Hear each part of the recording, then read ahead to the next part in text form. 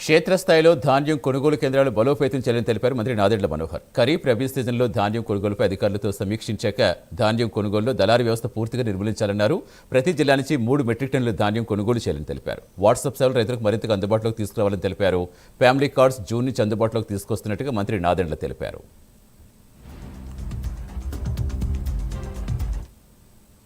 మనస్ఫూర్తిగా రాష్ట్ర ప్రజానీకానికి రైతాంగానికి ఏ విధంగా మా కూటమి ప్రభుత్వం గౌరవ ముఖ్యమంత్రి గారు చంద్రబాబు నాయుడు గారి ఆధ్వర్యంలో అదేవిధంగా రాష్ట్ర ఉప ముఖ్యమంత్రి గారు పవన్ కళ్యాణ్ గారి నేతృత్వంలో రైతాంగానికి ఒక నమ్మకం తీసుకొచ్చే విధంగా కేంద్ర ప్రభుత్వ సహకారంతో ఈ ఖరీఫ్లో మేము చేపట్టిన కార్యక్రమం ఒక చరిత్ర సృష్టించగలిగాం.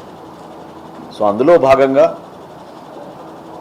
ఈరోజు వరకు మాకు వచ్చిన అనుభవాలు ఏ విధంగా మనం సంసిద్ధంగా ఉండాలో రాబోయే రోజుల్లో ఈ ప్రాంతంలో అంటే ప్రత్యేకంగా నెల్లూరు, తిరుపతి, చిత్తూరు, కొంతవరకు అన్నమయ్య జిల్లాలో ఏదైతే ధాన్యం కొనుగోలు కార్యక్రమం ప్రారంభించబోతున్నామో రైతాంగానికి మరింత భరోసా నింపే విధంగా లోతుగా చర్చించుకున్నాం.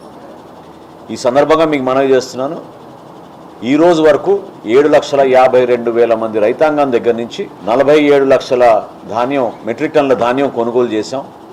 దానికి సంబంధించిన 10,850 కోట్ల రూపాయలు 24 గంటల్లోపే ఈ రైతులందరికీ కూడా మేము జమ చేసి ఒక చరిత్ర సృష్టించాం.